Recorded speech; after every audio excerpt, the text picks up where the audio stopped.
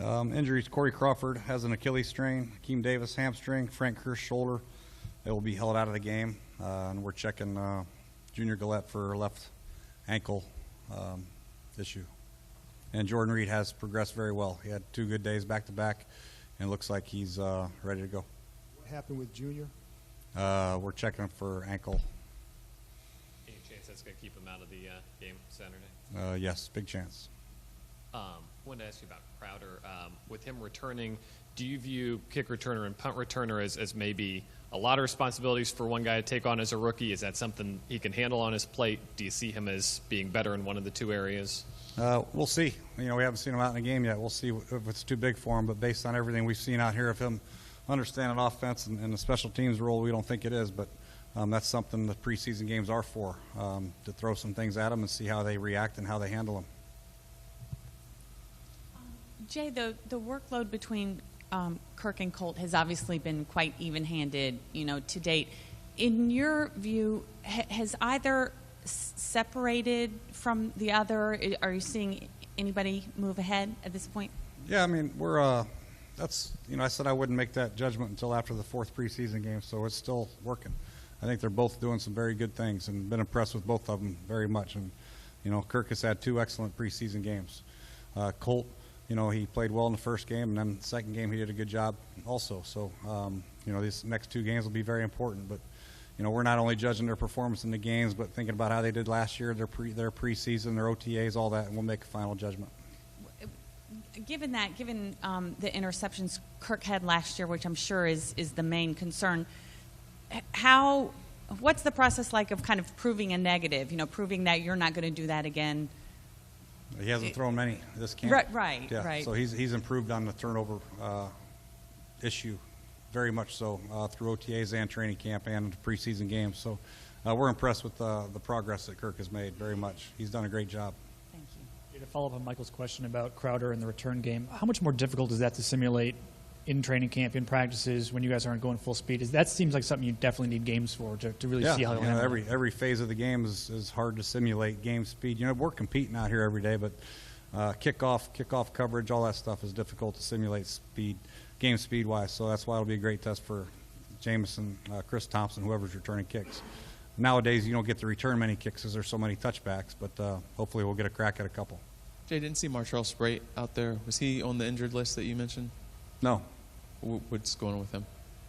Was he out there? I didn't get him on my list. I didn't know he was hurt. Oh, we didn't notice him. I didn't know if he was hurt. I think he's okay. A lot of the guys talk about Deshaun Goldston being a leader. What are some of the qualities? What do you see in him that he's done to kind of establish him as one of the leaders on the defense? He's he's accountable for what he does, obviously, but he also takes players underneath his wing and he helps them out and talks them through some situations. And out here at practice, you see him taking control of the secondary, talking, communicating. And it's not so much yelling at a guy or any of that stuff, but it's a matter of coaching them up and telling them how to work and showing them how to work based on what he does. So as far as being attentive in the meetings and then transferring what he knows out here to not only himself, doing it out here himself, but also helping the other kids, the young guys, you can just see he's a natural-born leader. And, we're lucky to get him. Game-wise, can you tell what his strength as a player is yet from what you've been able to see? Well, obviously he's a striker. We know that. He can tackle. And everything else, I think he's a smart football player, and he can tackle. And that's what you need at safety. You need a guy that's very smart, and a guy that's not afraid to come up in the box, a guy that can cover some ground at the safety spot. I think he can do it all at safety. And whatever we ask him to do, that's a good thing about him. He's smart, and he can line up and play the hole. He can play the half. He can play in the box. He can do pretty much everything we ask. Back over the summer, you'd mentioned that Bill Callahan would have a voice in calling the run plays or having input into the run plays on game day. I was wondering, through 2 preseason games, what level of input he's had and how that's been working.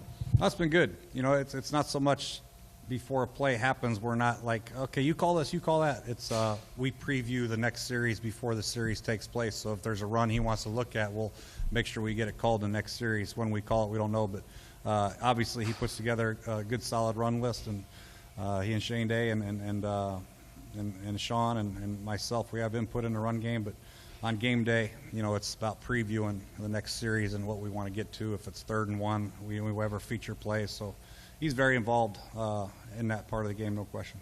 Coach, nobody wants to come out of the third preseason game with more questions than answers. No one wants to sit around for the next 10 days and listen to people talk about the problems that you might be having from an offensive standpoint. How much of a premium does that place on this performance this Saturday? It doesn't really. We're going to go about our business the way we are going to go about it. The questions are going to arise from y'all. We're going to answer our questions in-house and make sure we take care of what we need to take care of. And hopefully we have some positive energy coming out of this game. That's what we all want. We want some good things to happen, but if it doesn't happen, we wouldn't be the first team in America to be stifled by the Baltimore Ravens. We're not going to lose sleep. We're just going to continue to work, continue to progress, and get ready for the Miami Dolphins. But obviously, we've done some good things on offense now. You know, Kirk and Cole have put together some excellent drives. I mean, there's been a lot of positives. We've rushed for almost 320 yards offensively in 2 weeks, so there has been a lot of good things done on offense, but we are all pointing to the -4 series that Robert played, the #1 offense played last week. But I think no matter what happens in this game, we're going to be able to draw enough positives through training camp, through OTAs, through our preseason games that we can build off of and get ready for Miami. Just to follow up there, you mentioned Kurt and Colt.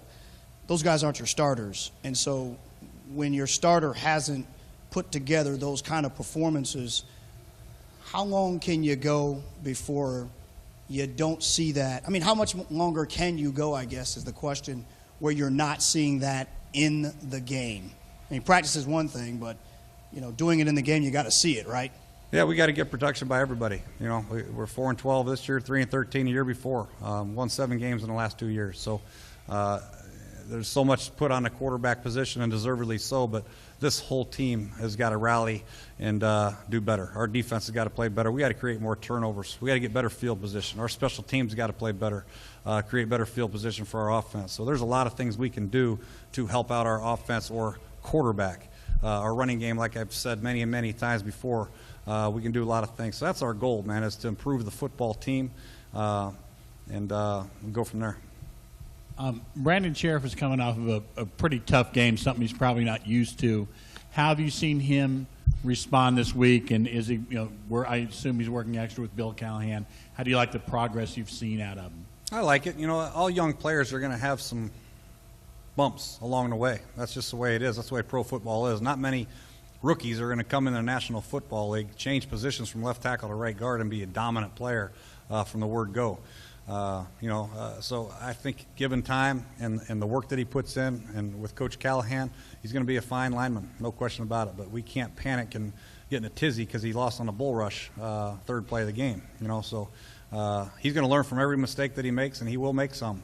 But I have total faith that Coach Callahan will get him corrected, and that Brandon will put the work in to become a great lineman. Jay, I think a lot of people look at sack numbers and just automatically pin them on the line.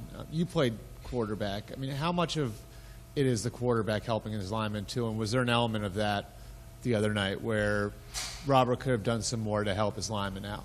Well, there's always an element of woulda, coulda, shoulda by everybody, and we can look at the tape and speed it up, slow it down, rewind it, fast forward it, say, hey, step up over here, slide over here, do this. But, come game time, it's important for us to continue to work on our protection, no question about it. But, Robert hopefully will continue to work on his progression as far as finding lanes, stepping up, moving over, whatever he can do, maybe aborting, getting out of the pocket if need be. That's just something he has to go through. Unfortunately, in the game, the bull rush hit him right now, and he got kind of grabbed by the 3 technique, and the other one, he didn't see the backside bull rush on Willie. But the third one, he just stepped up, had a lot of time, and dropped the ball, and that sack, that was not on the line. But it really works hand in hand. The backs are involved, the tight ends are involved, and so many people want to just say our line's terrible, but it's not always about the line. One time we called the protection wrong. So, it really is a total team effort when you're talking about giving up pressure by the quarterback. It's never on just the line. Tight ends, running backs, quarterbacks, receivers sometimes take blame. Offensive coordinators, head coaches, we're all in it. Going back to Gillette, how did it happen, and is there a concern that this is a possible long-term thing? On what? Junior Gillette with the ankle. Yeah. It was just at the end of practice. He's running around the corner and went down. And he's not the type of guy that would lay down if there was nothing. So I'm very concerned. Yep. Coach. We don't know yet. I haven't talked. It just happened 2 seconds ago. Coach, every offense either wants or has an identity. What do you want the offense, your offense identity to be this season? I want to be physical, period. You know, we want to be a physical football team. And, you know, we got all these bells and whistles, man, outside with Deshaun and Pierre and Jordan Reed and all that stuff. But for us to get to where we want to get, we have to be a physical football team and be able to win the line of scrimmage. And that'll open up our play actions and everything else. But if we're not physical, we're not going to have much of a chance.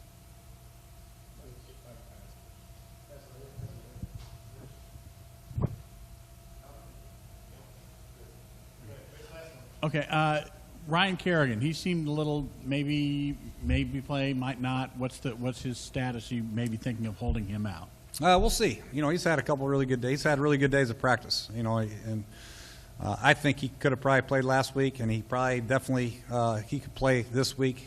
I know he wants to play, but it's going to be a trainer's decision. It's going to be my decision ultimately on Ryan and see where he's at. But I'm very excited about Ryan Kerrigan and his progress from his injury. He looks outstanding right now. Thanks, Coach. All right.